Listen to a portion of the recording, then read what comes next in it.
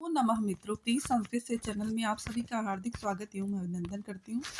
आशा करती हूँ कि आप सभी स्वस्थ होंगे, मस्त होंगे और अपने आगे के लक्ष्य की ओर उन्मुख होते हुए अपनी अगली तैयारी में लग गए होंगे।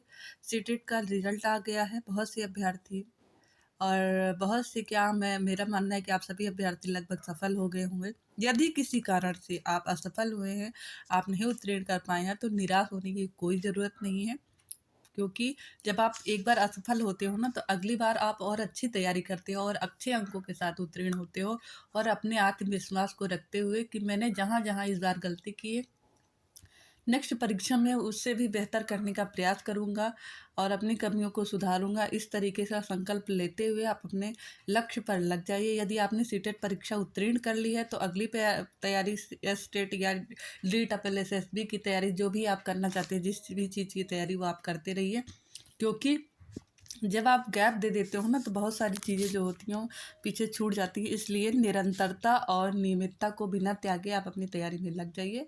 ईश्वर से प्रार्थना करती हूँ कि ईश्वर आप सभी को 2024 में आपके लक्ष्य तक पहुँचाए। इसी शुभकामना के साथ आज की प्रैक्टिस सेट की शुरुआत करते हैं। प्रैक्टिस सेट शुरू करने से पूर्व हम आप लोगों से एक छोटा सा अनुरोध करते हैं कि यदि आप लोगों को लगता है कि मेरे चैनल को लाइक, सब्सक्राइब, शेयर करना चाहिए, तो अवश्य करिएगा। हाँ, यदि लाइक, सब्सक्राइब और शेयर करने में आपका कुछ नहीं जा रहा है, आपका कोई पैसा, आपकी हाथों को कोई दिक्कत नहीं हो रहा, तो ज़रूर करिएगा। और यदि आपको कोई किसी प्रकार की परेशानी है तो बिल्कुल मत करिएगा। और चलिए हम लोग प्रैक्टिस सेट पर आते हैं। प्रश्न संख्या 1 कह रहा है कि पट धातु के विधिलिंग में प्रथम पुरुष एक वचन का रूप होता है। धातु रूप संस्कृत का एक कठिन पाठ माना जाता है। अगर आप किसी से संस्कृत की बात करिए तो पठती पठता पठती इस तरीके से कहकर बहुत टफ है, बहुत कठिन है, इस तरीके से कहता है। लेकिन मेरा मानना है कि धातुरूप और सदरूप सबसे ज़्यादा ईजी है। ठीक है, देखिए विधिलिंग लकार एक तो आप जान लीजिए चाहिए कि अर्थ में यूज होता है।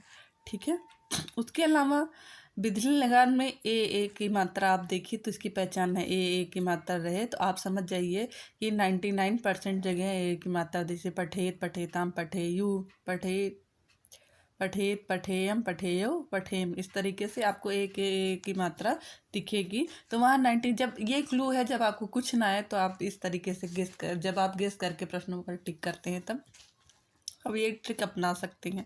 ठीक है, और विधिलिंग लकार चाहिए कि अर्थ में यूज होता है। अगर इस तरीके से प्रश्न पूछ लिया जाए तो यहाँ पूछा गया है कि विधिलिंग लकार प्रथम पुरुष के बहुवचन में क्या रूप बनेगा। तो जितने भी अंगा वाले जितने भी लकार हैं, जैसे लंग लकार, विधिलिंग लकार, लिंग लकार, अंगा वाले लकार में एक ढूंढिए। देखिए ऐसे होता है ना, एक वचन, द्विवचन, बहुवचन, और मध्यम पुरुष का एक वचन, द्विवचन, बहुवचन, उत्तम पुरुष एक वचन, द्विवचन, बहुवचन। तो आप एक नोट कर लीजिए, पैजामा और नाड़ा। अब पैजामा देखिए यहाँ पे 2 बिंदी, यहाँ पे नाड़ा, फिर यहाँ पे 2 बिंदी, और यहाँ पे आपका क्या होता है,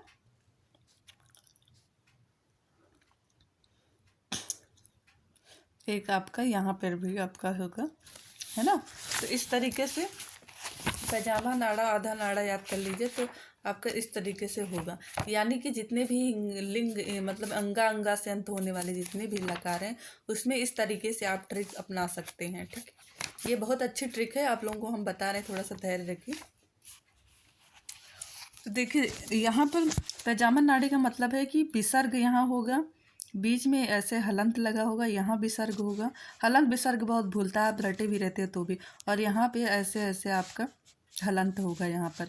तो पैजामा यहाँ पर 2 मोहरी होती है, तो ये 2 मोहरी है, ये दोनों पैर हैं पैजामा, ये और ये आपका पैर आप इधर की तरफ मुँह कर, तो इसकी मोहरी जो होती है ना ऐसे ऐसे, तो ये आपकी मोहरी हो गई यानी विसर्ग। और ये आधा नाड़ा हो गया, यानी कि यहाँ पे नाड़ा होता है बीच में, और उसके बाद यहाँ पर आधा नाड़ा, यहाँ पर भी 2 विसर्ग होगा। तो इस तरीके से भी आप निकाल सकते हो कि कौन से वचन में क्या होगा विसर्ग, और उसके थ्रू भी जब आपको नहीं आता। तो यहाँ बहुवचन में पूछा गया, तो देखिए प्रथमा के बहुवचन में ना कोई विसर्ग है, ना कोई हलंत है, यानी कि जो यहाँ पर होगा ना कोई विसर्ग वाला होगा और ना कोई हलंत वाला होगा। दूसरे हमने बताया कि एक ही मात्रा लगी होगी, तो आप देखिए ना कोई हलंत, ना कोई विसर्ग। अब यहाँ पे देखिए, यहाँ पे अगर ना है, पंचमी प्रथमा के बहुवचन में यदि ना है तो आपका विसर्ग होगा, और ना के अलावा कुछ और है तो आपको 2 बाली होगी। ठीक है, तो यहाँ पर देखिए ना तो है नहीं, है ना। एक सेकंड, ये कहाँ भाग गया भाई। तो यहाँ पर आप देखिए कि यहाँ पर ना तो है नहीं, है ना, क्या है, या है। तो या के आगे क्या बताया था, बाली पहनी होगी। तो ये देखिए दो ठो छेद, दो ठो बाली पहनी हुई है इस कान में उस कान में। तो आपका ऑप्शन नंबर बी सही होता है।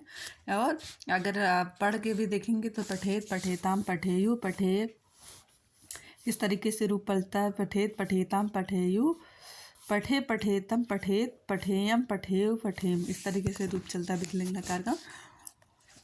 तो उस हिसाब से भी आपका बी ऑप्शन सही होता है। यदि आपको याद है तो बहुत अच्छा, यदि याद नहीं है तो आपके लिए एक छोटा सा क्लू है। और धातु रूप शब्द रूप में कुछ भी नहीं है, आप ट्रिक के माध्यम से इसको तैयार कर लिए तो इसमें कुछ भी नहीं। गम धातु लिट लकार, गम धातु लिट लकार उत्तम पुरुष एक वचन का रूप क्या है।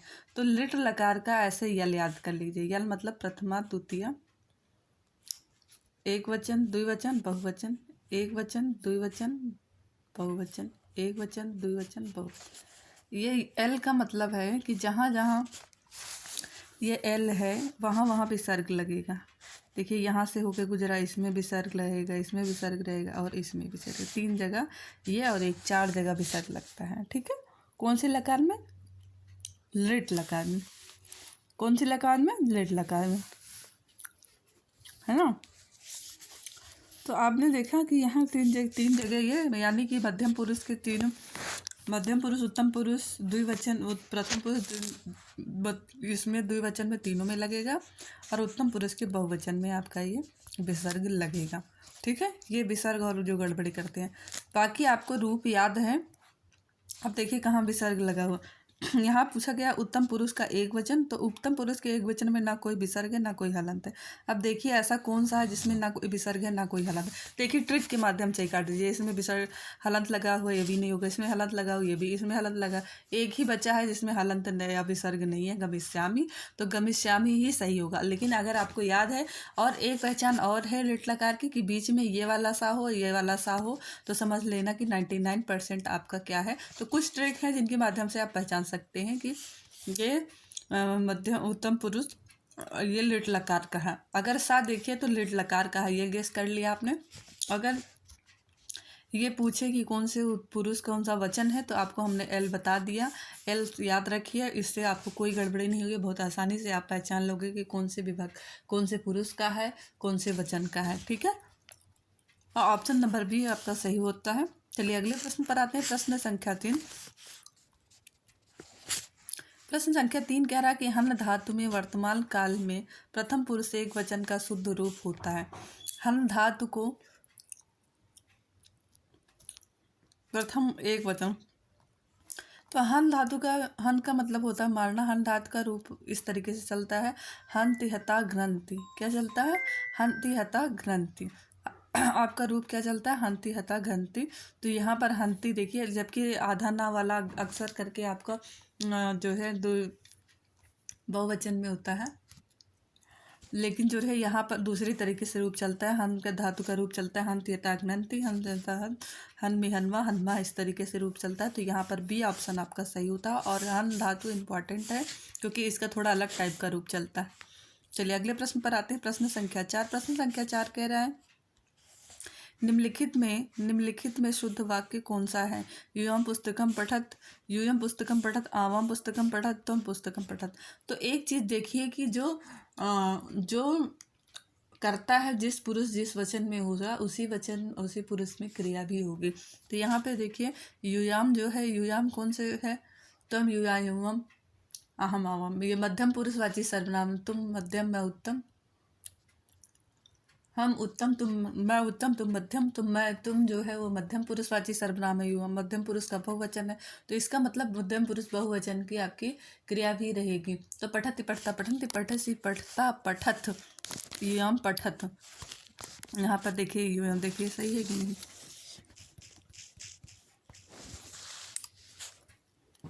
तो देखिए यूयाम पठत, यूयाम पुस्तकम पठत, त्वं यूयाम यूयम। तो तुम युवाम युवाम जो है मध्यम पुरुषवाची सर्वनाम है और द्विवचन का है, और ये जो आपकी क्रिया लगी है ये मध्यम पुरुष के बहुवचन की लगी है, तो ये ऑप्शन आपका गलत हो जाएगा। यूयम तम युयाम यूयम मध्यम पुरुषवाची सर्वनाम है और क्रिया भी मध्यम पुरुष बहुवचन की लगेगी। तो देखिए पठत होगा मध्यम पुरुष के बहुवचन में, तो यहाँ पर आपका ऑप्शन नंबर बी सही होता है।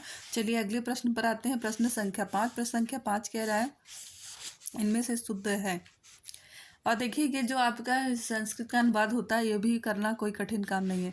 बालिका जलाद मुखम प्रक्षालयन्ति, बालिका जले मुखम प्रक्षालयति, बालिका जलेन मुखम प्रक्षालयति, बालिका जलम मुखम प्रक्षालयति। बताइए इसमें से क्या सही होगा।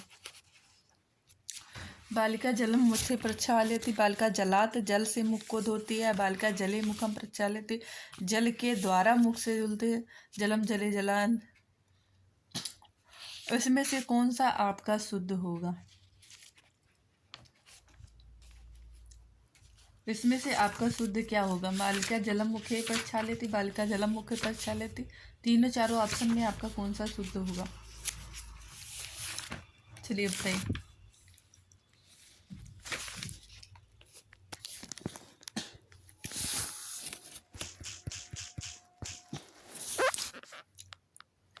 कौन सा शुद्ध होगा। तो मुख के द्वारा ना, जलम जले जलाने तृतीय विभक्ति लगेगा इसमें। मुख के द्वारा जल को धुलती है ना, तो जलेन मुखम प्रक्षालयति होगा, या जले मुखम प्रक्षालयति, या जल। बताइए इसमें कौन सा ऑप्शन सही होगा।